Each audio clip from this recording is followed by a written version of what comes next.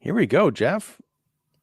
Back again. Long time no talk. I tell you, it feels like just 5 minutes ago. It wasn't quite because we're late, unfortunately, by like 3 minutes. Oh no, But hey, I try and be on time. you are Um, almost always on time. yes, I'd rather be, on time, or I'd rather be dead than be late. And Think of the tonight, audience. They had to go and change their coffee and go to the bathroom too. I would like to think so. That implies that there is an audience. No. So, if you are watching this now or in the future, we are talking about John Wick Chapter 4. We just got done talking about The Mandalorian, which we do every week on Thursday nights at 8 o'clock. And over the last, several weeks, we've been doing these kind of companion piece episodes talking about a new release movie with Earth's Mightiest Critics. Tonight we have Jeff York of The Establishing Shot, and a little while later we may be rejoined by Mark the Movie Man Krawczyk. He had to go run an errand, and then he'll be back. But yeah, speaking about bloodbaths, Jeff, I feel like I'm going to be in the minority on this movie. It was a huge success, biggest in the franchise. It took the opening weekend, left Shazam positively in the dust, which sadly isn't that hard to do.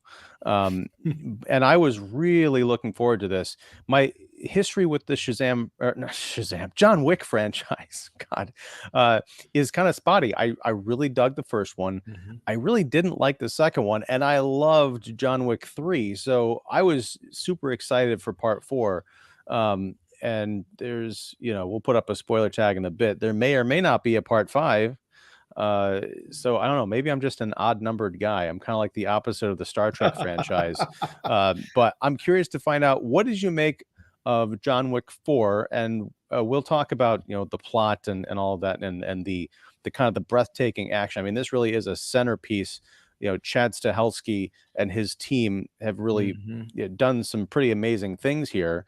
But does it add up to is it a franchise or would it be better served just coming up with other movies that are about different things that have, crazy stunts in them? But I'm going to stop rambling. Jeff, what did you think of John Wick Chapter 4? I really liked it, but I understand the fatigue factor, and I think they were wise to kind of, and hopefully rightfully so, keep it as a conclusion. And if there's moments where Wick can, cameo in the ballerina sort of tangent that they're going to set off of this as sort of a flanker brand, I guess. Let's pull over a second. Is that a TV show or a movie?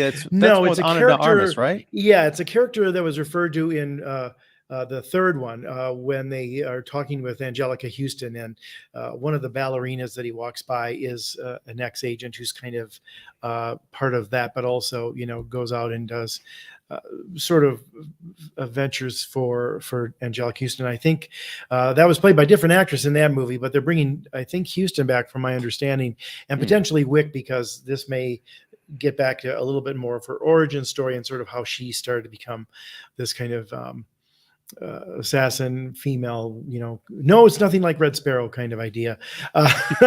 More like the Ana de Armas character from Bond, which will be fun if they do it with that kind of spirit. But I will tell you, in my review of John Wick 4, I started out by saying that there's an old adage in theater that those acting in a comedy must never know that they're in a comedy. They have to treat it very serious, So, if somebody's in the next room and it's your wife and there's a hooker in the bed, you've got to act like, oh my God, I can't let her find this out. It'll ruin my marriage and ruin me, even though the audience is crying themselves with laughter as he's trying to shove the sleeping hooker into the closet or under the bed or whatever else. Hopefully still alive. Well, yeah, I mean, I'm actually referring to California Suite for those Neil Simon fans of you out there. But that's also an homage to a kind of shtick that's been done from probably Shakespeare on. Anyway, suffice it to say, I think John Wick Chapter 4 demonstrates that this franchise, at the end of the day now, has become really a comedy, maybe an action comedy, but before, where there was a little bit sense of like we're going up to the line a little bit, and not entirely crossing it. Like if you remember in the second one where he had to kill the woman whose jealous brother wanted her seat at the high table, and she cuts her wrist so she can die in her way, and then he ends up shooting her to prove that he did it, to get rid of his marker. I mean, there was a certain gravitas to that. Even in the third one, with some of the stuff with all the people after him, and him having to sort of fight off all kinds of comers, and then those who helped him paying the price for it, whether it was Winston or Angelica Houston's ballet instructor. This one is so silly in so many regards, and I will just quickly point. I know we're talking spoilers here. The two major set pieces here are ludicrous, and I mean, where you can say, like, okay, in the second one where Common and Wick were fighting in the subway car, and they're having this big thing, but it was treated pretty serious, and it ends up with Common with a knife in his heart, and John Wick says, it's in your aorta. If you pull it out, you'll die. So basically, sit here and shut the fuck up and get some medical help, or else you're dead. Okay, but here, I mean, as soon as they're in the Arc de Triomphe and all the traffic there, John Wick loses 2 car doors and acts like, oh, well, that's easier for me to shoot at people. I mean, and you don't even get the shot of Pierce Brosnan adjusting the tie when his tank crashes through the big wall in Goldeneye. So it's become this comedy that nobody's acting like they're in a comedy. But the other one is, I mean, if you thought it was silly before, again, I don't want to keep talking about the second one with Common and Wick rolling down the stairs, and then they end up crashing through the hotel there. But you can't fight on the Continental, so go to the bar and have a drink and sort of have a war of words while you're at it. This one, I mean, where he's got to get to the church on time. Get me to the church on time. I can't believe they didn't play that song, but it's literally 300 flights of stairs, and he not only gets up there and rolls down once, but he rolls down twice, and it's just. That's utterly ridiculous. I mean, even in this world where the ridiculous is often believable in the world they've created, it's utter silliness. Well done silliness. A lot of it is still amusing and certainly well done. I mean, whoever's the stuntman rolling down all those stairs, it's still a lot of stairs to roll down, even if you're padded. Bravo. But it's gone just to the point where I think it would almost be too much of a parody to continue. And I think that's part of why you maybe weren't feeling that great about it. Because I think, how much can you do with this other than keep getting bigger and crazier and sillier and becoming more and more of really kind of a lampoon than a genuine action movie? Yes, to all of that. And well, I'm going to pull over here a second because we have a comment. David Fowlie, I am disappointed.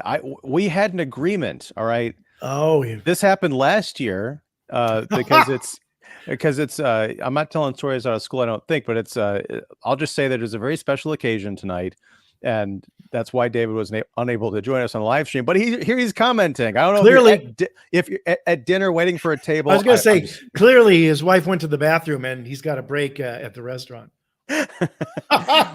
Whatever the case, Dave, we're happy to have you here, even in comment form. But he and I went to see John Wick 4 at the theater together this past weekend. And he said, after a while, I got tired of hearing the sound of bullets fired in this one. I agree. Wait a second. Sashwat Mukherjee, John Wick 4 really has some of the best action sequences. Yes, I will agree, Sashwat. But we will talk about some of those action sequences and why I was not quite over the moon about them. But David, to his credit, says dinner is over. So very well done. Enjoy the rest of your evening, and even if you're spending it with us. So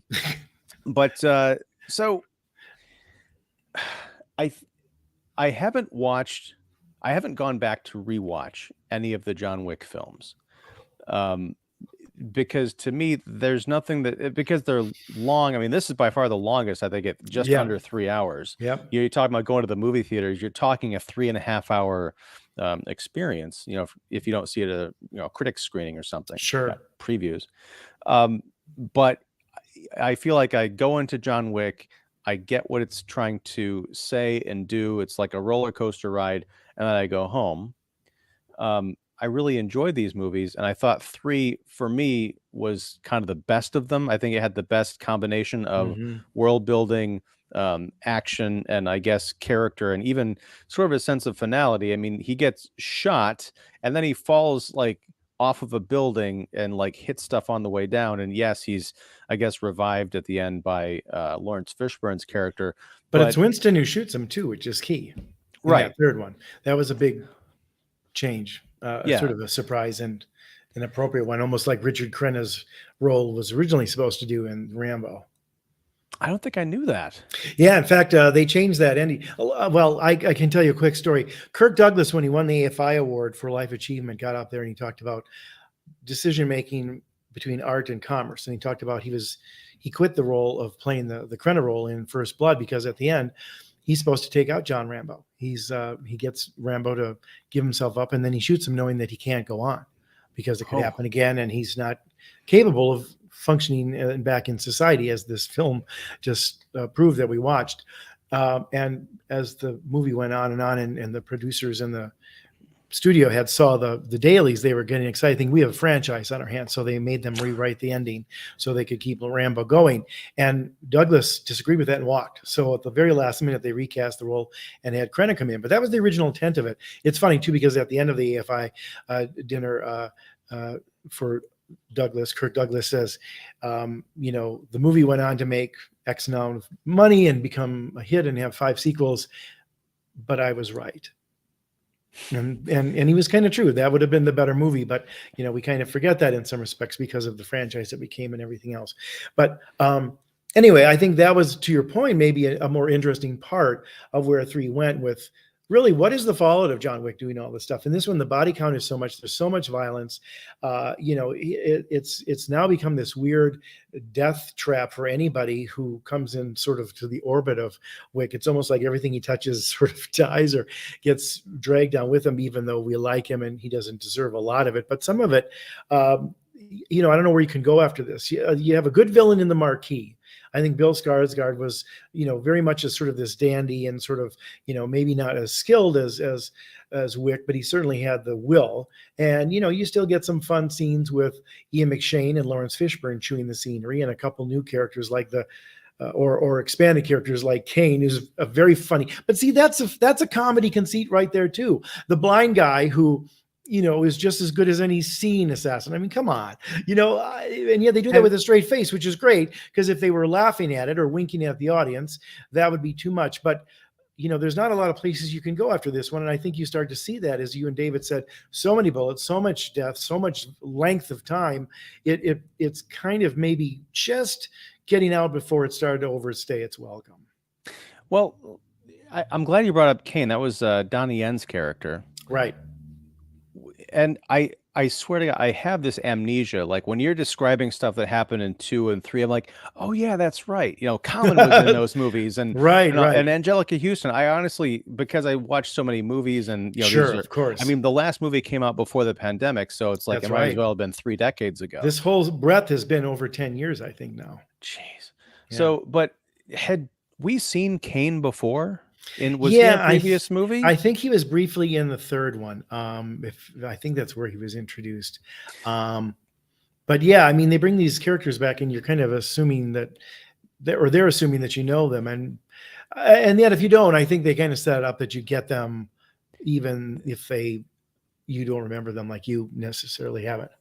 Well, and that was sort of my feeling, is I didn't remember Donnie Yen being in this movie, but the way that they set him up is like he and John Wick were lifelong friends or colleagues, and it's like this big, but kind of a betrayal because he's roped in by the high table to go after John Wick, and I'm like, this would have been really great to set up in the first movie, like if somehow, like let's just say it was a character that had been there from the jump, like. I don't even know if Winston was in the first movie or if that was a conceit of the second one. Okay. Yeah, he was. All right. And again, forgive me, folks. It's, I should know this stuff, but I've only watched these movies once, and some of it was like a decade ago. But essentially, take a character that we've really spent time with, that it would mean, like if they got leverage over this character and they had to go after John Wick and they were as badass as him, like they were fighting back to back against the high table for all these years, but then finally, the betrayal. I think that would have been really powerful, as opposed to, Donnie Yen's character, who might as well have been a product of just this movie. It's probably the most that we've seen of him, I think, in one of these films. For if he sure. has been in them, right? Right. But also, and this isn't necessarily his fault, but he was playing essentially the same character in Rogue One, a Star Wars story. He was the blind Jedi who could, do all this cool stuff. And he's so amazing at everything that he might as well have he might as well have perfect 20/20 vision. So there's the thing with the doorbells, which is kind of a neat idea. Although to me, it was kind of confusing, because when he starts putting these white rectangles up in different places where the assassins who are trying to assassinate him are coming, he can track them. He can track them, but it's like I think it's the green to the red light. And I thought, oh, this is a neat take on an explosive device that we haven't really seen before. But then it's just a doorbell sound, and then there's the beat where he blows them away. It's like, oh, that's right, it's a doorbell. Maybe everybody else picked up on this right away, but it took me it was like the second or third. I'm like, what the hell is going on with these things? Like, oh, I get it, because he's blind. It seemed to me like a conceit that was a little bit too clever for its own good, especially in the context of, this Fast and Furious action scene. And I didn't say Fast and Furious on accident, because I think one of my big problems with John Wick 4, and it's not something that I had an issue with in the previous films. The action was, in John Wick 3 especially. I remember sitting in the theater. It was a press screening at the AMC River East. And I think I had a big smile on my face through most of that movie, because as ridiculous as the action was, it still felt real. There was a lot of, like, the biggest leap that I had to make was stuff that I've had problems with going back to Steven Seagal movies, whereas you've got the one guy versus 20, and they all decide to attack him one by one, right? But in those one-on-one skirmishes, he was breaking bones and like flipping people and doing all this stuff. It felt very powerful and real, and it was exciting. They do that in this movie, but they cheapen it by adding a lot of gunplay to the close-up combat, and adding, people in head-to-toe armor with all these crazy weapons. And I swear to God, there are 50 instances in this movie where John Wick is standing right in front of someone who is shooting a pistol into his gut or his leg or his head, and you see the muzzle flash or whatever, but it's still, he's not getting shot. I feel like, and I told David this coming out of the theater, I think in movies 1 through 3, the High Table unleashed all of the world's greatest assassins on John Wick. And by the time we get to chapter 4, all that's left are fucking stormtroopers, because they can't hit anything. The children being sent into the last tier of Nazis in World War II. Yeah. Don't know how they can't even fit in the uniforms, let alone shoot. So right. It's like the climax of Jojo Rabbit, but this is far more impactful. Right.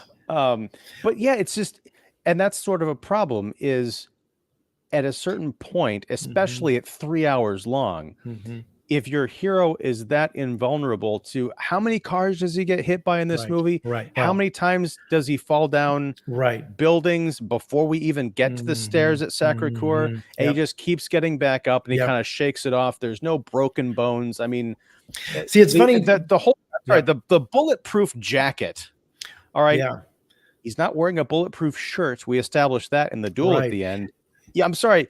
Like, it just feels like, and are they bulletproof shoes, or I mean, he does this a lot where he's like it's almost like Ed Wood's version of Dracula. It's a little bit false and fakey, but and it's funny. I think what happens, when you watch a movie like this, and I think why it got maybe overly good reviews. I gave it a good review, but not a great review. I'm with you. I like 1, 2, and 3 better, despite the fact that, I think this one has a lot of well done stuff for it. But I think we go in there giving a goodwill, because there's a lot of goodwill towards Keanu Reeves now. He's 58 doing all these action sequences. He commits to it. He makes it believable. He's there's a spirit to it. It's fun to see Ian and Lawrence, sort of vamp it up, and the world building is fantastic. The world of code and the intercontinental hotels and markers and blood oaths and all that kind of stuff. But again, they've done that all probably better in the 3 before it. But this one, I think, when you look at it a week or so after, as we're talking about it now, you wish that it had done something a little bit different rather than have everybody coming at Wick like they were in 3. Couldn't he hide somewhere better? Couldn't he go somewhere thinking that he was safe, or where's the meeting with the high table? I keep thinking they keep talking about the high table all this time, and we never see him confront that. And it almost reminded me a little bit of like the Doctor Strange scene where he is talking to Professor X and Mr. Fantastic or whatever, their version of the Shark Tank. Oh, I'm sorry, that's the stretch you get. But I think they missed some opportunities to freshen up. Where like 3 kind of freshened up, because 2 was really about his vendetta against the guy who destroyed his home. The first one was about the guy who killed his dog. The second one was about the guy who destroyed his home, and then sort of double dealt him once he killed the woman, his sister, and then it became this revenge thing. And then the third one was all hands on deck. He's up for $20 million. This one was, very well done in so many respects, but a lot of those same tropes. And I wish that there was something a little bit more private. Like, wouldn't it have been cool if he had gone to someplace, I don't know, up in the mountains where it was cold and icy and you couldn't get to him as easily. And, he wasn't in a suit the whole time. And, some of the things that we love about this, but we've seen already. But wouldn't it have been interesting to see an intercontinental hotel up in Anchorage? I mean, I don't know, what would that have been like? And just mix it up a little bit. And after a while, the one part of the problem here is, like, at least in the third one, when he's killing people, like the musician who's playing in the subway and ends up having an assassin's, sort of bow and arrow in her violin case or whatever. Fun, but he's only killing her. Here, there's so much damage being done to buildings and all that. You start to get into that Zack Snyder shit where, really, to save this one guy, he's going to cause all this damage of cities and blocks and other people and cars dying, and 50 different henchmen who are just employed by some schmuck who says, go in there and get them, but shoot them in the head and to heck with their families. I know that's too much thinking for a movie like this, and yet it gets to be repetitious that you start to go to places like how many people have to die in this? Everybody, all these stormtroopers, to your point, these nobodies who are just faceless, corpses. It's a little, it's not even unsavory. It's not even just that, Jeff. It's that, like, the main henchman, who's not the Marquis, but he's the guy with the beard, the right. big brick house. The second to last guy killed. Right. He is all throughout this movie, and he has, like, I think a record number of fake deaths in any action movie. Yes. Like, he keeps showing back up, and I'm like, no, because we see him take. He's just like John Wick. We see him take headers. We see him, I swear, get shot and run over and all this other stuff, and he keeps popping up. And you were talking about at the beginning, sort of like humor and cartoonishness. I wish this movie didn't take itself so seriously, because if it's more in like a Brosnan Bond kind of thing, Brosnan Bond kind of thing, which would have been out of character with the rest of the franchise. But I feel like this is the movie that kind of needs it, because it is getting into that Fast and the Furious sort of territory where everything's over the top. Nothing has any meaning or weight, and the action doesn't have any consequence, even if it's gorgeously filmed. I mean, this movie looks great. The production design is out of control. I love the locations, and people are going to be talking about that overhead action tracking shot of of that one building in Paris for the next decade at least. I just wish that I hadn't checked out 30 minutes into this 3-hour movie, because I'm like, I guess no one can really get hurt in this movie unless they're going up against John Wick, because unless you don't have a face. Well, unless you don't have a face, but no one's really in peril in this movie, and no one gets like injured to the point of they just keep coming back, and that's fine. Hey, Mark, welcome to our John Wick discussion. Hi. I'm just letting you guys hate on it. That's fine. Look, I didn't hate this movie. Nor did I. That's the problem with you coming in late, Mark. No, I was listening to your conversation in the car, so I caught part of it. He only heard here's the thing. Parts we said that were bad. Here's the thing. I'm going to use that line that you give, that the parents give to their kids. I'm not mad. I'm just disappointed, which cuts even deeper. But yeah, Mark, I mean, I know you are the super fan of this movie. You saw it twice opening I've seen it weekend. You're twice, contributing yes. to this record-breaking box office, so cheers to that. And I know you did a Patreon show, right? Was it last night that you did it with? Yeah, it was just me. Oh. Hey, Rambling thanks for for asking it. us to guest. Well, No. I was supposed to Mark. have guests, but Oh, they canceled. no backups. One of them unfortunately got COVID, and the other one Oh. had something happen personal that they couldn't make it. So it was I'm just sorry. me. And I wanted to get it recorded, and it was last minute. Otherwise, I'd absolutely. But I knew Ian was doing this, so I didn't want you to spend it all, there. So it was just me. It was just me rambling for an hour about this film, and where it's taken the John Wick series. Now, I marathoned the other 3 films before I watched it. So good. I really want to not to cut you off, Mark, but I'm glad that you did watch them, and I'm glad that you really dug this movie, because I want to bring some balance to this conversation. I'm much more down on this movie, I think, than even Jeff is, but it's one of those things that really hurts, because I was such a fan in general of this franchise that I was excited going into this. I'm like, where can they go from here? I want to get your feeling, especially because you are recently versed in the movie and you've seen John Wick 4 twice. So let's talk about it. Well, now you're putting me on the spot. I feel I'm amongst this is not a trap. Okay. Here. No, I mad respect for both of you, especially, and you make some you make some really good points. You do, but I think where they've taken this series, watching them especially back to back, I get where you're disappointed is if you're expecting something similar to 1 and even 2. Okay. And where they've grown this series, and it's something that clicked with me, and I mentioned it on my show last night where I just rambled for like an hour. It's interesting if you take this as the world that, as I call the wicked world, and some other people have as well. The rules are different in the wicked world, and we've seen it grown over time. We saw it definitely in 3, just how many people are involved in this world. And then watching it here, I'm like, okay, John Wick, totally get it. Why he's maybe, and this is just my theory now. There's the religious aspects of it, right? There's a number of religious aspects of it in here. You have a number of these folks who are definitely iconic characters, representations of either the culture or the area where they're at. What you're seeing here are action movie demigods in a world that has a tier that you have 12 guys at the table. Okay. You have people who are under their employ. Almost everybody mentions about being under the table. So the 12 are exalted almost in that. The Harbinger pulls out a sash for doing the duel. They literally handle the duel like it is a mass or one of the like a sacrament. Yeah. Sacrament. Thank you. That was the word I was thinking of.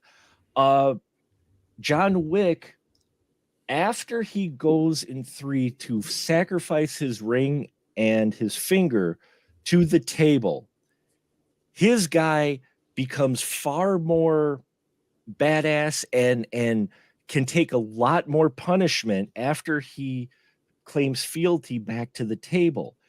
The guy who is in this, the second in command guy to the Marquis, he's under the table. Where I'm basically going with this is there's been implied mysticism through their healers to where he takes drug, he takes the medication, and it heals and it makes him go through. And it's been leading up to this. I'm looking at this as this isn't in the real world. These are with their monikers and everything going on. What you have here is guys who are under the table, and this is just my own little theory, okay, that I've been putting together. Stay with me. It'll come together. The guys under the table can take more punishment because they are blessed by the table, because they're doing work for the table. Therefore, They're better at fighting than most of the other underlings in an entire world to where almost everybody we see is an assassin, a grunt, a henchman. We don't see any civilians anymore by John Wick 4. There's cars there. We see faceless people in the cars. Every character he interacts with, it was leading in 3. It was evident in 3. It was started in 2, but there was still the cop and still some real world connections. But by 3, nothing but because even in the Continental, when the price goes up, everybody's phone rings with his bounty going on. but, Everybody. But No, only they're- assassins are allowed in the Intercontinental, so that makes sense. But to your point, Mark, in John Wick 2, they still very much had him in a real world. Like the subway fight with Common, they can't fight because they've got too many civilians around there, and they respect the population that they don't want to endanger. Here, you might be right. You don't get a sense of any other people, but no, you do though. I mean, this is where I got to jump in just for a second. Okay. There are 2 sequences I can think of. One is the Arc de Triomphe, because there are cars. It's evening Paris traffic, and there are wreckage. We only focus on John Wick doing donuts and shooting people, but there's absolutely vehicular carnage going on after that, around that, and also there's the dance club in Germany. There are people, there are like club kids who are just like dancing, and it's kind of funny because the continuity, and they're somewhat respectful of them a little bit, right? But what I'm saying is, like, the continuity is funny if you watch that scene, because there are bits where there's people dancing while there are other people who are like punching and shooting each other like right next to them, and then they'll cut to another scene. It's those same people going, "Oh my god!" and they cut to another shot, and they're just like dancing again. It wasn't really, "Oh my god!" It was just they were moving out of the way, and they're like, "That's kind of cool." But they thought it was a TikTok video. You have his disciples. Look, But let me ask you this, Mark. Can I ask you this? Because I mean, I know, and I get what you're saying, but I think there are movies that certainly can be read with a certain amount of, dare I say, pretension and or read between the lines and stuff like this. Is this movie really worth that? I mean, because I'll be honest with you, I dig into that kind of shit a lot. This ain't it. This ain't worth it. And if it is there, it's bullshit. And I'll tell you why it's bullshit, because this is a big ass video game that's silly and played, like I said, at the top of it, it's played almost like a comedy now, where nobody thinks anything about all this craziness that's going on around them. It's really well done, beautifully shot, so gleaming and shiny, yet practically need sunglasses to wear. But I don't think of John Wick as a Christ-like character. I don't think this is as religious undertones and sacraments and people who are deities and so like that. I think it's people who've said, you know what, we're in a world now where it's all assassins, and he's got that Kevlar lining in his suit, so he can get shot point blank holding his thing up like he's Dracula in an Ed Wood movie, and he's fine. And it's like, the first 3 weren't that ludicrous. And I don't know. I mean, you're suggesting to me that the ludicrous can sit right next to this gravitas of religious and stuff like that. I see it in movies like Gattaca. I see it in Star Trek. I see it in a lot of Rod Serling stuff. I think it's a little bit of a leap or a stretch here, because I don't think this film has much of that on its mind. I think it's glorified. The glory here is silliness, not Jesus. Well, I wasn't. Mark, I wasn't saying direct to Jesus. This is its own. This is. You talk about religion. That's what it's about. It ultimately comes back to Christianity, doesn't it? If you're talking about sacraments, it's its own. It's its churches. I was using it as a comparison. It's its own. It's its own religion. I'm not saying it's compared to Christianity. I'm not saying it's supposed to be a parallel to Christianity. I'm sorry, that's not what this isn't Superman who is Christ in Snyder. Okay, no. Right. What I'm saying is this world, what 4 does is, and the way the characters are, it's its own rules, its own religion. I'm not implying, I was just using it as a parallel. I'm not saying that's what they're saying this is.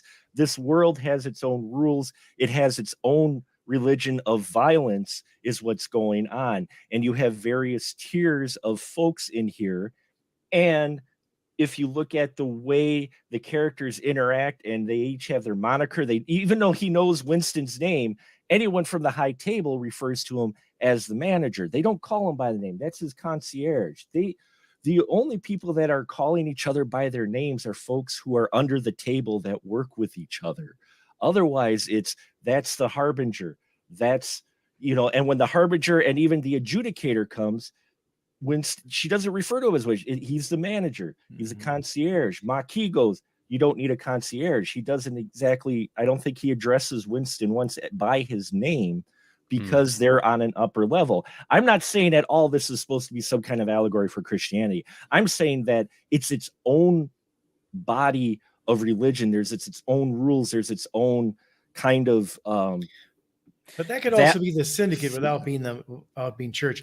I would argue, Mark, and again, I'm not disagreeing or dismissing it outright. Not at all. I'm just saying, though, that I think, to your point, if you're going to put things in front of the church and have the idea of sacrifice and et cetera, you can't help but connect it to that which is where that stuff gets trafficked in, and that's Christianity. Right. Well, and I think I just want to just say, I mean, Mark, I think you start off, you are talking about the 12 people at the table, the kind of the 12 apostles. There is a lot of specifically Christian imagery in this movie.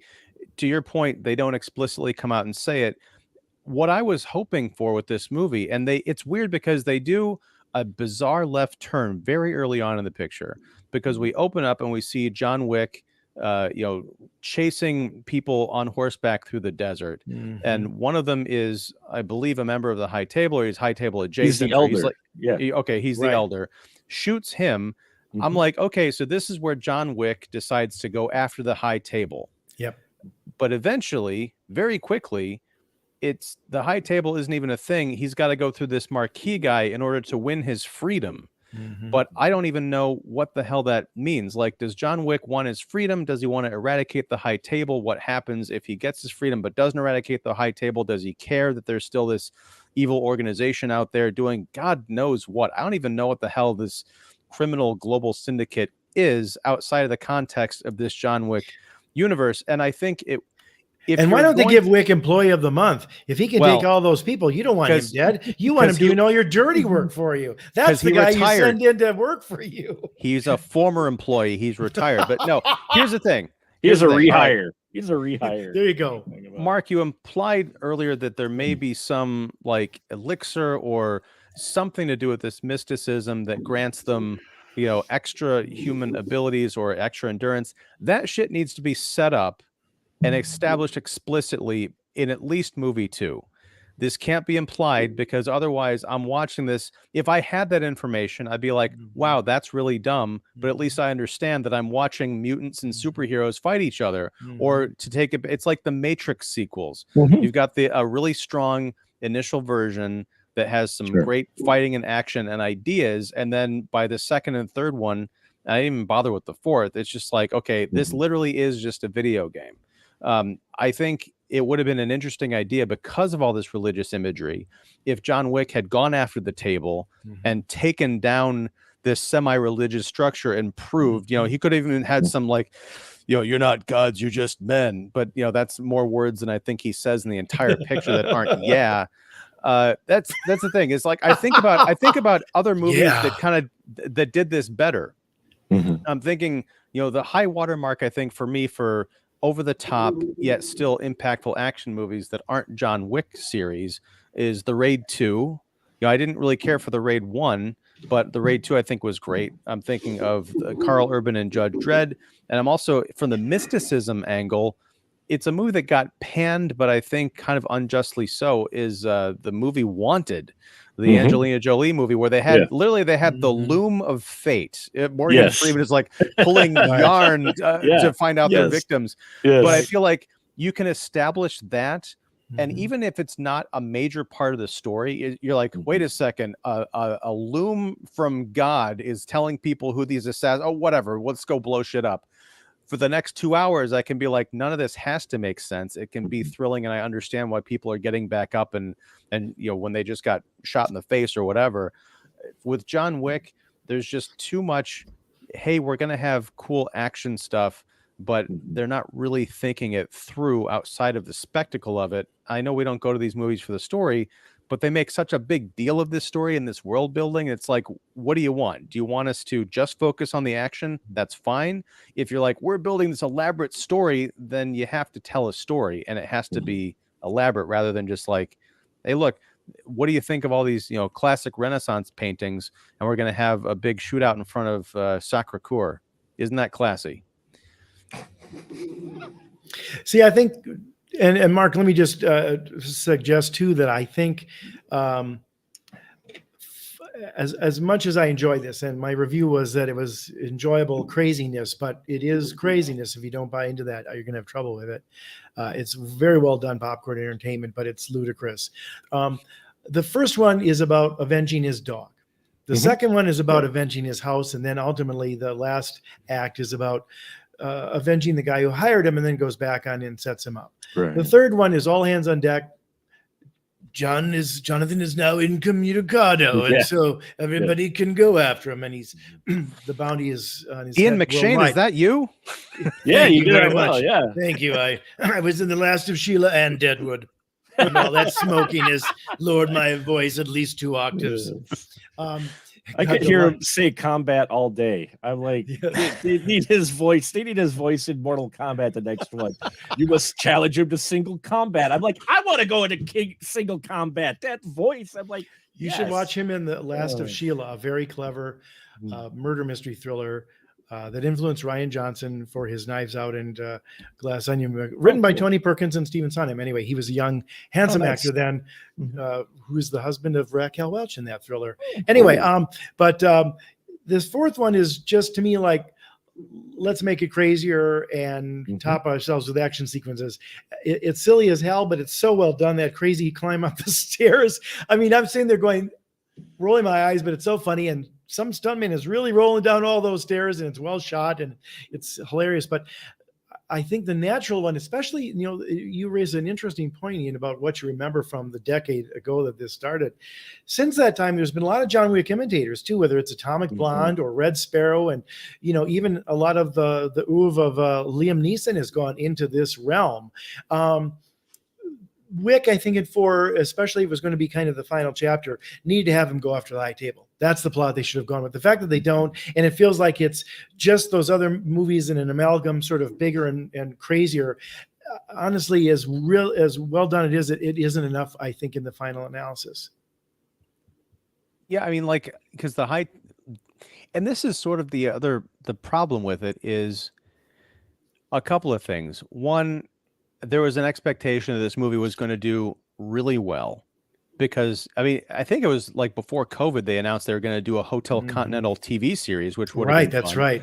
But now they're talking about, yeah, they're still doing it. It's still be like Continental, an origin story of Winston. Yeah. Well, that could be fun. And then as Jeff and we and I were talking about earlier, they're going to do the ballerina thing. So they realize that the John Wick franchise has legs beyond Keanu Reeves. Right. So to have a fourth film where he dies at the end, even though they try their best to have it be dramatic and final, there's no impact because, I mean, even there's a post-credit stinger, which, credit to them, it has nothing to do with, Keanu Reeves or John Wick. It's kind of revisiting a character from earlier in the film. The daughter of the hotelier. Nice. Right. But even that, I got the whole like Kill Bill Volume 2 vibe, like, you come back and see me if you're still raw about this. Right. God, I love that movie. Anyway, John Wick dying, I didn't believe it because in the moment I kept waiting for him to come back or to be resurrected or for someone to say, but he's still out there or something like that. But no, I mean, according to the reality of this movie, he is dead. There is no hint that he is coming back, but there's already talk of a John Wick 5. We've got these spin-off series. So it's entirely possible that we're going to see him again. So yeah, I mean, we talked a bit about Rambo earlier. Until he, walked off into the sunset at the end of, well, he didn't even do that. Like they did Rambo back in 2006 and they came out with the, whatever the hell they could, John Rambo, I think was the last Rambo. one. God. Yeah, where it's Rambo Home Alone. Now he's got so much dimension. He has a first name.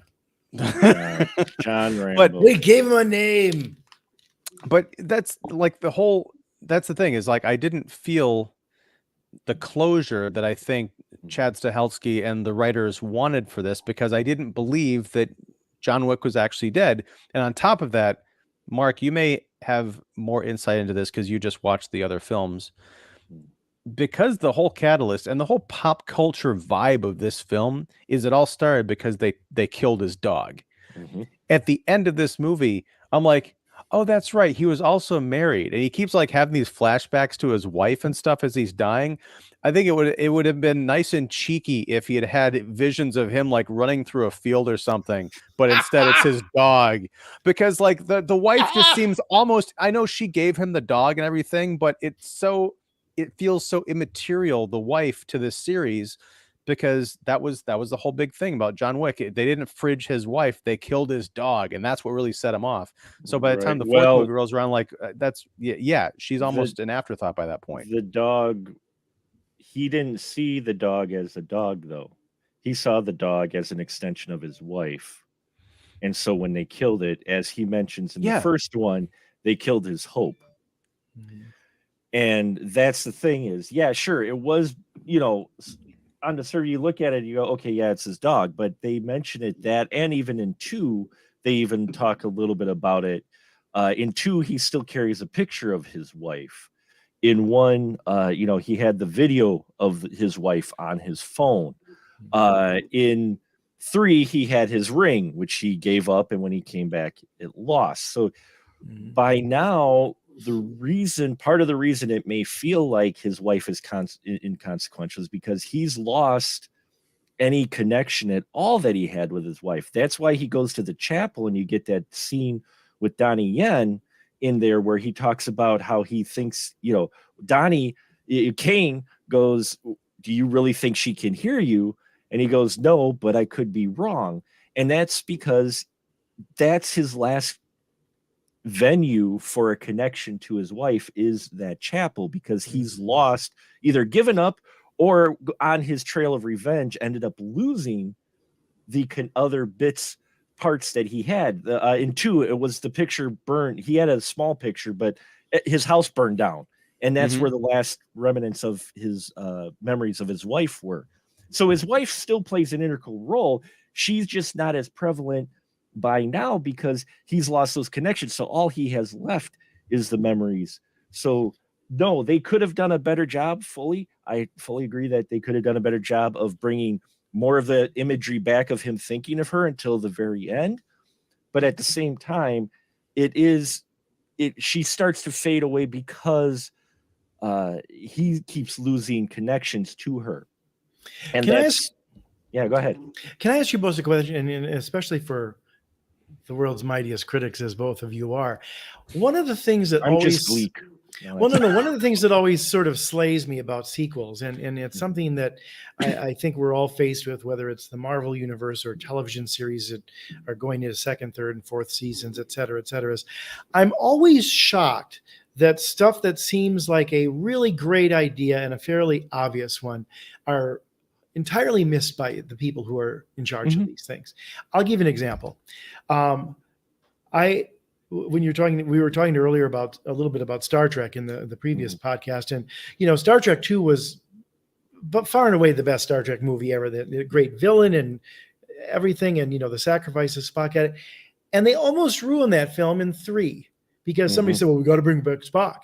Really, we can't let Spock be dead for one film and see what the fallout from that is. But here's what they did that really pissed me off: is nobody in that room at Paramount, when they're discussing this with Roddenberry, with whomever else, goes, the end of Star Trek 2 was about, to use your word, hope, because they asked Kirk and how he feels, because he was worried about getting old and wearing the glasses, and he's looking at this dead planet, which has now been genocided into a great new start. They ruined that whole concept in 3. Oh, that Genesis thing that everybody was fighting for, which is going to be the great hope for humanity and starting things over and rebirth and all that, is a goddamn Apple Watch that wasn't ready to launch. What? That's what these people at Paramount said. That's the best plot. Let's do that. Yeah. Well, here I don't understand. It's like John Wick loses his wife and his dog. John Wick loses his home.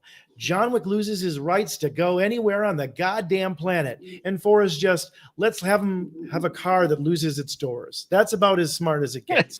I mean, why didn't they just say, you know what? The only way to wrap this up is he's got to make somebody else lose. And it's not just the faceless assassins. It's that fucking table that's made his life a living hell since he was employed for them. Go after that. Nobody's seen them before. Let's find these 12 people. They'll all be star cameos. It'll be new. And what a conclusion.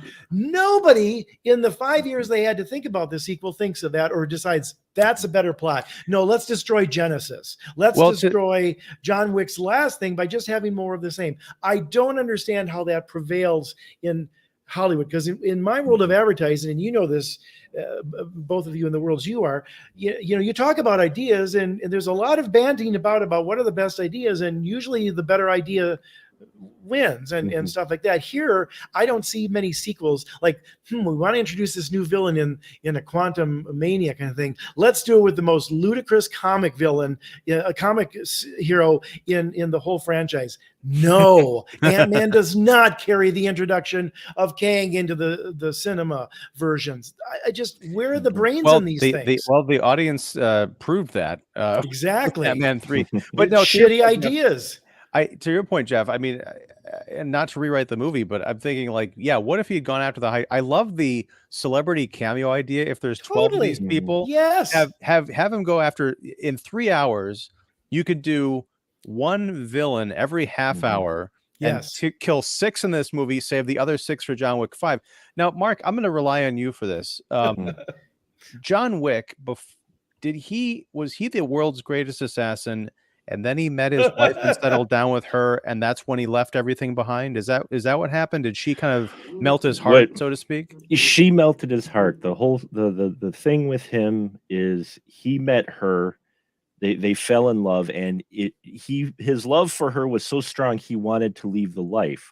Okay. So what he did, and we've never seen it, they've only talked about it, and they talk about it in 4.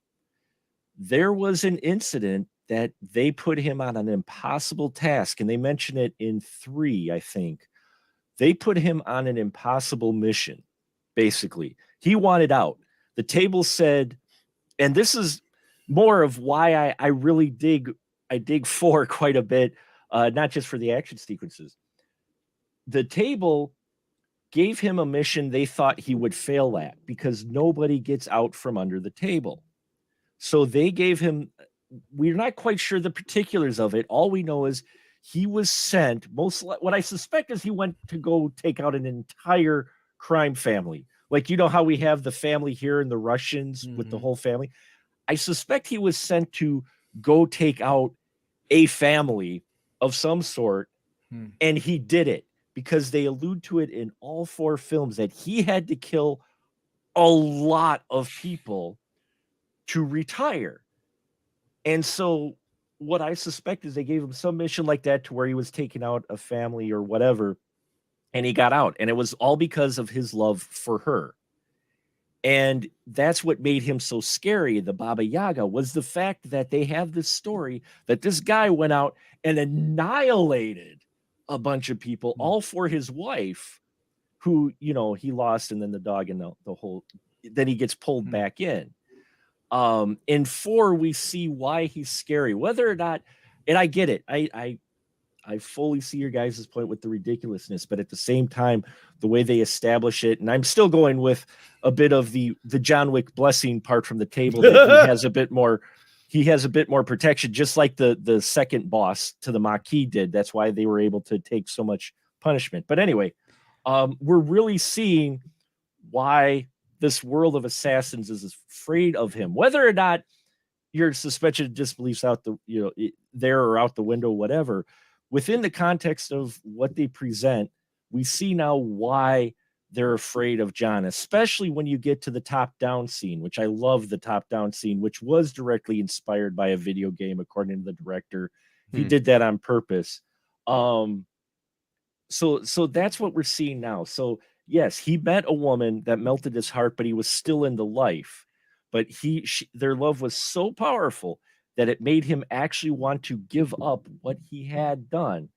The table said, no, do it this way. Now, where this adds an extra layer is the fact he was able to do a mission to retire, to get out from under the table, which most people, it almost sounds like, never do and survive. They usually end up dying at some point mysteriously or whatever, but he doesn't. So he's an idea of rebellion. And what's playing underneath 4 and what scares the table more is the fact of why they let the Marquis off his leash, so to speak, and just try to every resource possible to stop John, because up until this John Wick, the table has had order. They are the final say. No, whatever you do, you cannot get out from. Well, John did. And when John comes in and starts taking out people, he's giving this idea of rebellion. He gets Winston, even though Winston shoots him at the end, Winston helps him, okay, at the end. His Russian contact in the family at the ballet, she helps him, even though, because he turned the rules of the world that were set up by the 12 pretty much against them. He called in favors and stuff. So that's why the 12. So underneath 4, he's starting more of rebellion. Him being there gives the idea of rebellion or defiance to the table, regardless of how many supplies they throw at it. I understand what you're saying makes sense, but it feels almost like this is the spin-off comic book supporting material to a movie, because I don't see any of that stuff playing out in the film. I don't know who the table is. I've never seen the people. Well, when they were thinking out the new idea, because like, Mark's giving this an intellectual sheen that, as glossy as this movie is, doesn't have that sheen. But like, here's the thing. Like you mentioned, I think they say this in the movie, is the Marquis is off the leash. Who the fuck was the Marquis, and where was he during the previous 3 movies? Like, he's just another. He's another guy who shows up, and he just wears a suit, drinks his espresso, gives orders, and takes a cowardly way out. It's like he's Donnie Trump Jr. You know, it's like, Jesus, he's hiring all these other people to do his dirty work for him. It's shameful. But the reason I asked the question about the wife is that, I think about another one of my favorite action movies, which is Casino Royale. The introduction, I think the high watermark, honestly, of Daniel Craig's Bond. Pretty much, he's the Judi Dench's M describes him as the blunt instrument. Right. And particularly at the end of that film, when he feels that he's been betrayed by Vesper Lynd, and he says, the bitch is dead, you can just see that switch has been turned off in his head. He is just, he doesn't give a crap about anybody. He's just trying to survive and get, essentially vengeance on everyone. I feel like and he wears that suit well at the end, which is what Vesper said. You wear that suit with such contempt. Like, it's really not you. By the end, it's him. Well, but here's which is great about that foreshadowing, because by the end, he had become exactly what he was supposed to be, but it took him all of that mission and its twists and turns to become. That's why he doesn't say the name is Bond, James Bond, until it's the very last line of Casino Royale. Right. Well, the thing that I'm trying to get to here is that I feel like John Wick, the evolution of this character, and I don't know if it could have gone this dark for such a popular, mainstream franchise, but I think it would have been really kind of beautiful if throughout the course of part 3 and even this movie, when he keeps losing the memory of his wife, like all these artifacts of her and the memories of her are so faded away that he gets completely lost up in this vengeance, that he is no longer recognizable even to himself.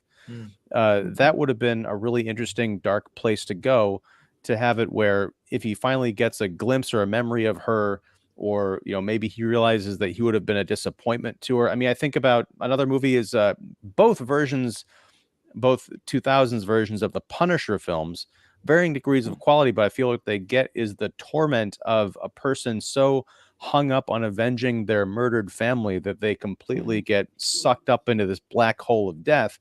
And John Wick just doesn't have quite that dimension of pathos. He's killing a lot of people. He's monosyllabic, and there's not a whole lot to him. But I think that's kind of my point, is like, I'm not getting the grief. I'm not getting the reason for him doing any of this stuff. I feel like he could just crawl into a hole and, and curl up, because I don't know if he went to Antarctica. What does the high table have people there? Again, I've never seen the high table. Who the hell are these people? Do they even exist? Well, it would, to your very point, I think, and a lot of the depth that you're adding to the story, Mark, I think would have been interesting to, in the fourth one, to have him go on the offensive rather than all the defensive stuff, which he had been forced in 1, 2, and 3. And even, to your storytelling about having to defend the fact that he wanted to have a wife, at least have something on the side to give him joy other than killing. Right. If he had killed off all the high table and then realized that after that, there was nothing left. He had nothing left. He had defeated all his enemies. He had now gone and become the complete killing machine offensively rather than defensively like he had in the 3. Then he dies at the end knowing that there's no more, like Alexander the Great, who supposedly wept when there were no more worlds to conquer. That would have been better.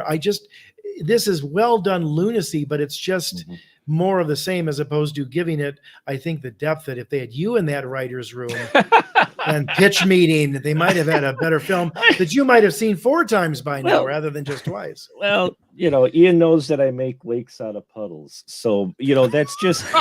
I think you should have been in the meeting too. The 3 of us should have been in that meeting. We would have come up with a better John Wick 4. I guess I just read into things. It's why I love movies so much. You get, because everybody can watch a film and get something different out of it. You watch. They'll bring that back. That'll be 5. Somebody will watch this show, Ian. They'll call them and say, "Hey, wait a minute. I know you were going to do John Wick 5. Here's the story." Funny thing about John Wick 5. You had to pretend to die to be able to go after the table. That'll be the plot. You watch. Actually, they apparently they're at the Q&A at one of the premieres that they did of John Wick. They asked the audience, they did a poll of how many think John Wick's still alive at the end. And over 60% of the audience said yes, namely because of the reaction of the dog that you saw at the very end, how he looked off, like, oh, yes. And not enough of the dog in 4 either. Here's the thing with it, and I get your analogy with the Fast and Furious, Ian, in many respects, and it could take that angle. I'm very interested to see what they do with the ballerina, and now that we've finally got more details about the Continental, of how it's going to be a period piece, I'm very fascinated to see what they do with that. And like you folks have said, well, just be patient with the Mandalorian, with the show. It's going to all come together. It may all come together with these spin-off things. Take this material right now, John Wick 4, more of the same in that. I understand where you guys are coming from, but I'm just like sitting here going, okay, John Wick 5 could go a number of ways. You're right. They could easily come back and say he faked his death. Or they could do a legacy thing to where they allude that John Wick is still alive when he's not, but everybody thinks he is, and they use that as a tool. He had to pretend he's dead to go after the high table. You watch, that will be the plot. But you could easily, by now, with the type of movie 4 is, whether it's a little bit deeper than what I've said, or the ridiculousness, the beautifully shot ridiculousness of what you guys saw, they can present that, and you're gonna buy into it. We critics of that may not necessarily buy it, but your audience will buy into it because they want to see more of John Wick, regardless of how you come up with the concept. All honesty, I'm with you, Jeff, talking about sequels and people not thinking properly. Terminator 2. I'm a stand for Terminator 2. That's one of my fixed points in time movies. Okay. I have so much stuff for Terminator 2, the script book, various 2 ends. The road is unwritten. There's a reason why Cameron dropped the future scene that he had, because it's unwritten. What the hell do? They come up with 3 and completely erase. They pull the rug completely out from under 2, completely negating everything in that film because and then don't get me started with that last Terminator film and what BS they pulled there in the first 10 minutes of that movie that made me want to check out. Oh, you want to see an angry movie, man? I don't get frustrated that often at movies, man. I wanted to throw my freaking soda at the screen and say, bite me. But where I'm going with this is that whereas John Wick 5, he should be dead, in all honesty. And I said that in my review. I am fine. I personally am fine with him dying. Dead, done. We have enough of this exploration and wide enough world to where we can go any direction you want with it, and it's fine. But of course, IP, money, you're gonna get John Wick 5. Wait, We're gonna UP probably money? Sorry. Yeah, IP. I wish. We're gonna get what you said, Jeff. We're gonna I think I would Mostly gold coins, I assume. I would definitely see them going that angle of he had to fake his death to everybody so he could go after the high table. See, if they're smart, the origin story of the Continental will tell the story about how the table came to be.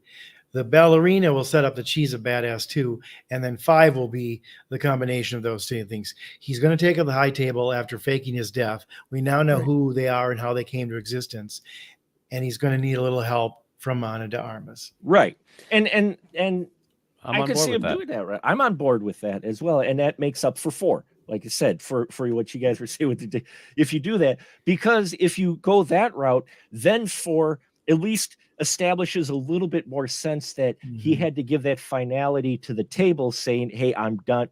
I'm completely done," and then you don't worry about him, take him off the radar, which happens with these folks. And then you're right. That's sort of the problem.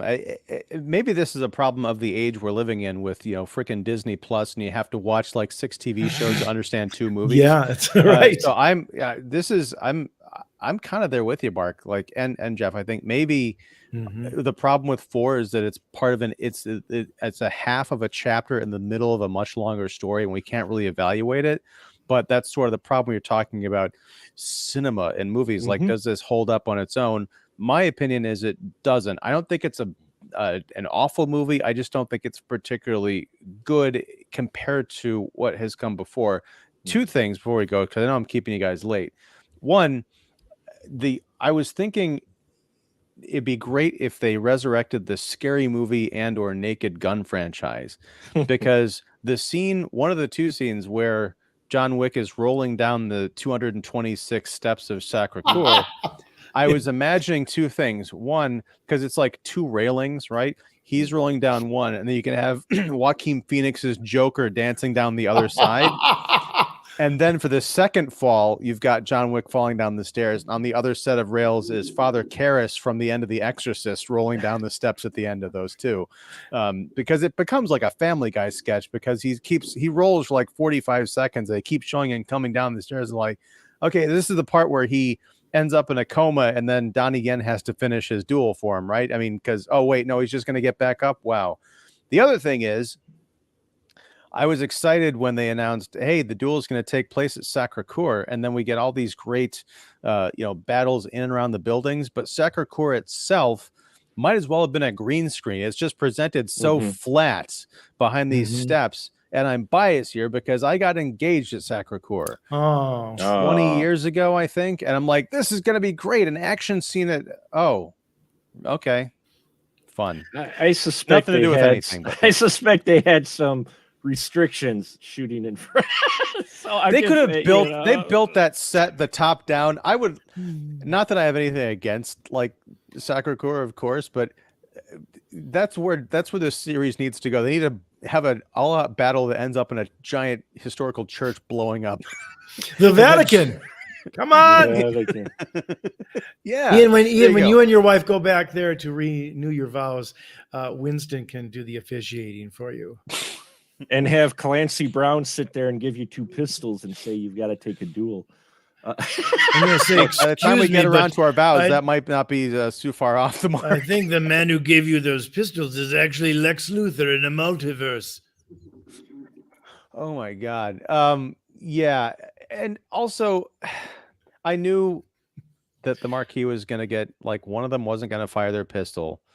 And, it was nice to see that guy get shot in the face, but just a little surprise, a little ingenuity, please.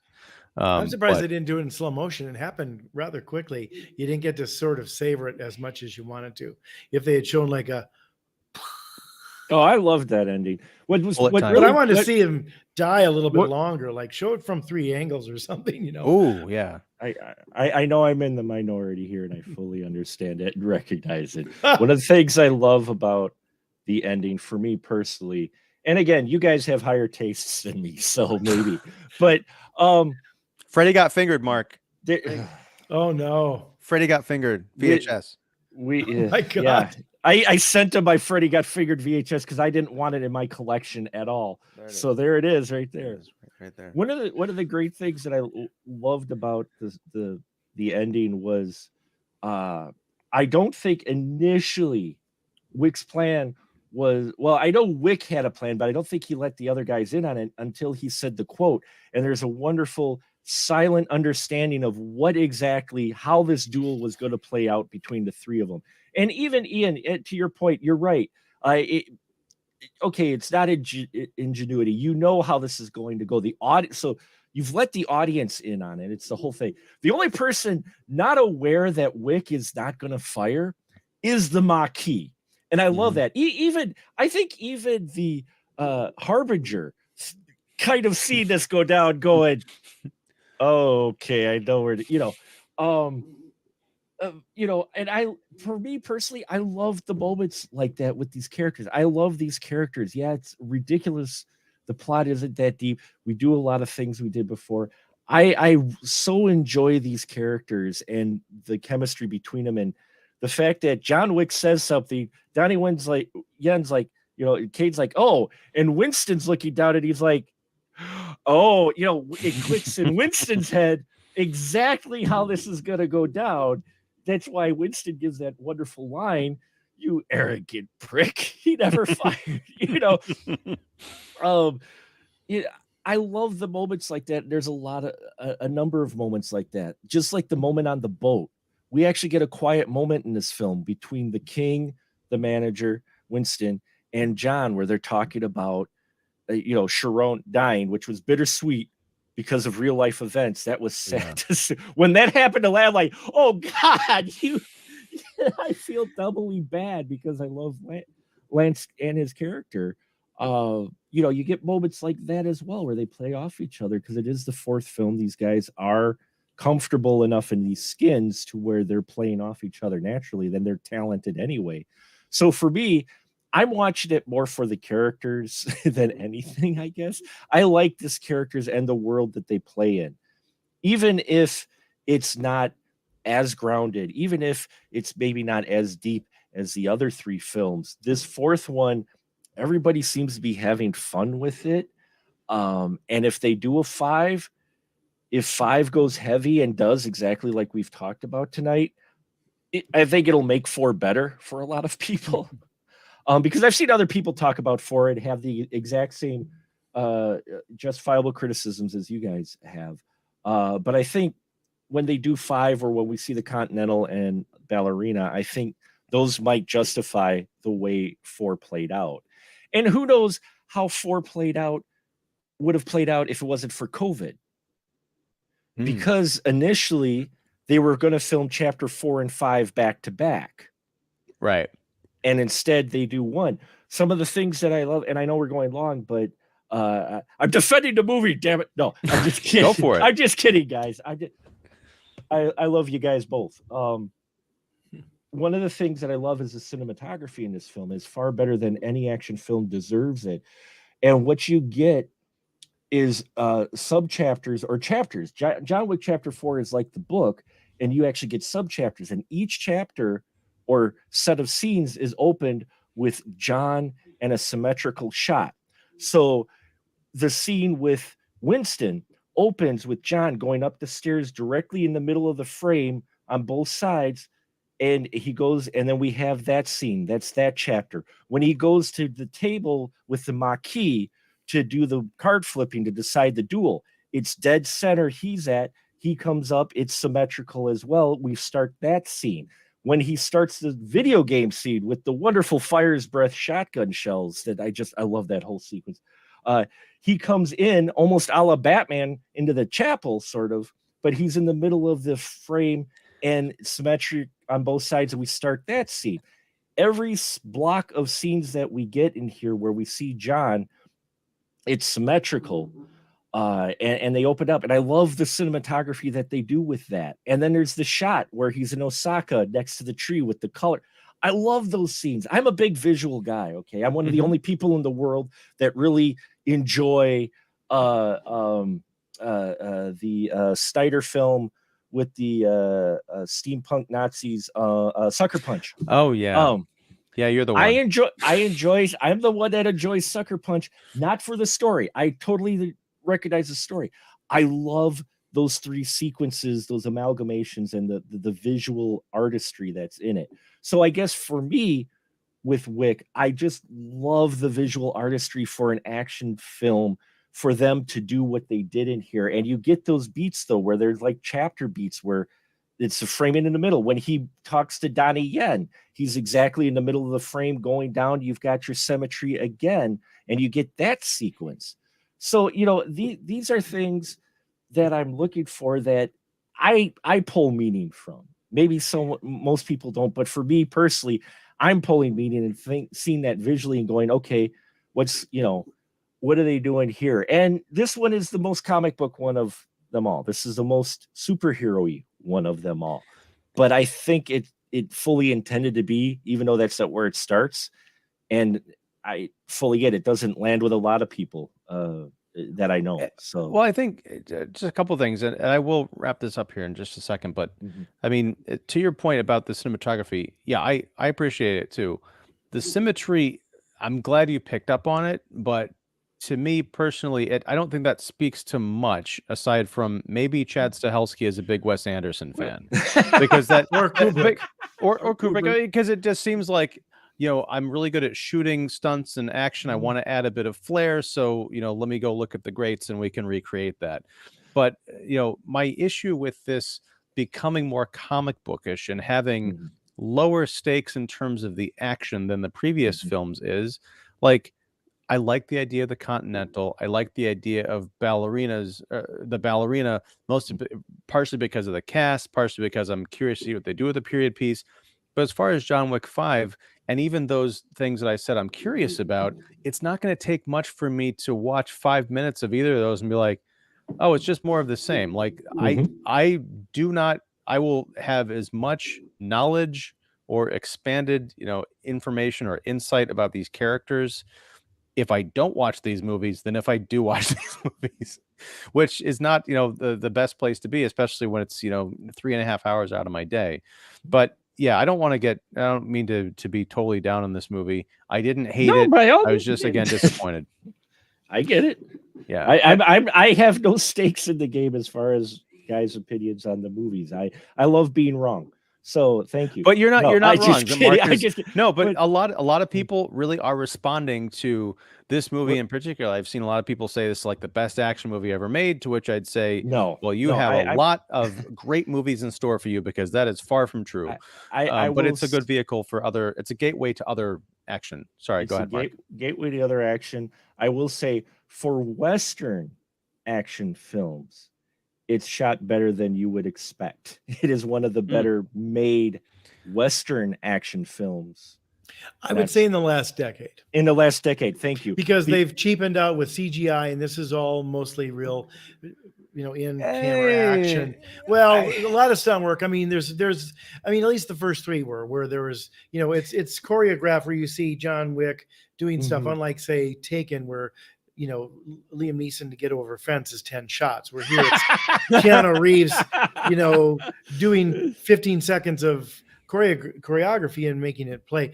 But, you know, you can go back to Raiders or Road Warrior or Bullet or French Connection. I mean, they weren't necessarily action films, but I think that kind of stuff in those films, also done very realistically, at least in the situation of Bullet and French Connection, where they were actually doing those things, is still the high watermark. But most people who say that's the greatest action picture I've ever seen haven't seen those films.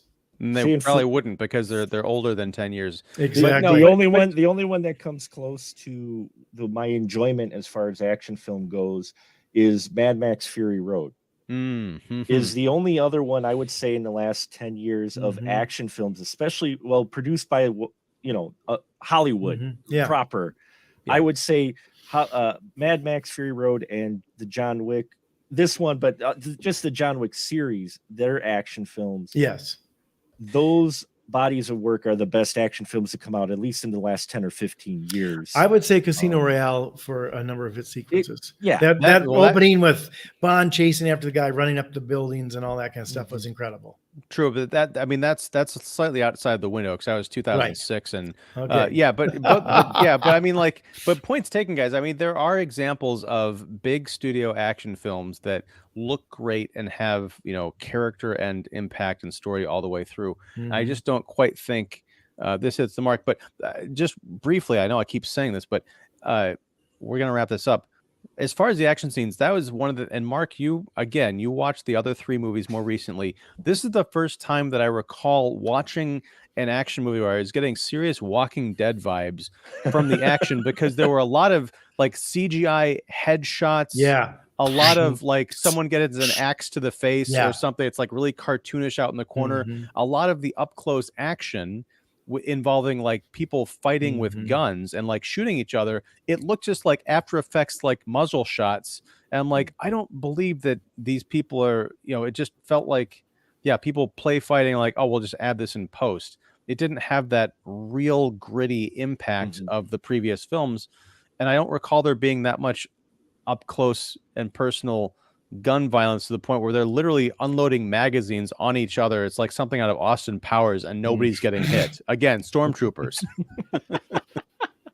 No, it wasn't to the extreme of chapter 4. Yeah. But all right. Well, I think we've pretty much covered chapter 4. I just want to end with this last comment from Sashwat, who wrote very early on in the episode, excited to hear your views about John Wick 4. I hope that's still the case. It's like, I gave up on you 10 minutes ago. When Mark started explaining Jesus, I was like, I gotta go. I didn't say Jesus. I know. That's right, you did, Mark. You implied it. All right. The Father, Son, and the Holy Ghost, Marky. All right. Well, good night, everybody. Thank you for hanging out and listening to us do an extended episode on John Wick Chapter 4. I love both of you guys. It's been a fun conversation. Mark, the movie man, Krawczyk of the Spoiler Room, Jeff York of the Establishing Shot. Join us back next week. We're going to be live talking about The Mandalorian at 8 o'clock CST next Thursday. And then after that, we're going to do another kind of movie double feature with Dungeons and Dragons Honor Among Thieves, which I'm irrationally excited about, mostly because I'm going with my family, and I think this is my first like possibly scary movie for my 5-year-old. Maybe your hopefully son will be one of the guests. Nah, there might be an insert segment like we did a few episodes ago, but he's not staying up this late. He goes to bed at 6:30. Jeez. I want him to mix it up with Mark. What? Oh, Jesus? Well, you see, son. He's not going to let me live this down forever. Jeff, we're going to be talking about Mandalorian, and Jeff's going to go, yeah, Mark, is Grogu Jesus then? Tell me, which character is Judas who's going to betray him? And how many pounds or how many silver? Here you go. Before you end, is Winston John Wick's dad? You wonder. And his name Like is John, not Jonathan, isn't it? I don't know why he calls him Jonathan. His actual dad. Could be. Well, because even though he says Das Vidania, my son, at the end, it could be alluding, or it could be real. And there's theories out there that are saying Winston, because you look at the way they interact with each other in 3 and all the way through, but especially 3 and at the end of 2, could Winston actually That's how he got into the life, probably. Now, are those theories suggesting that John Wick knows that Winston is his dad, or is that going to be like one of the big secrets of like, I never knew my father? No, well, I hadn't seen that much, but I could see them playing it to where Wick maybe had suspicions he had some connection to Winston more, but not put his finger on it, because Wick was a guy who was raised from apparently in this world from when he was born, or very little orphan. So who knows? But and that's what's fun about it, is just playing with the idea of, okay, is Winston his dad, which is playing with the idea of the podcast I might come up with. You look at it differently, their relationship and how they interact throughout the entire series then. Winston Wick. I can't get over that. Anyway, guys, this Sorry. has officially more false endings than Return of the King. So thank you very much. We'll be back here next week. Please like and subscribe. Support my co-critics and friends and all of Earth's Mightiest Critics. Info down below. Thank you. Good night. Is this podcast over? Yeah.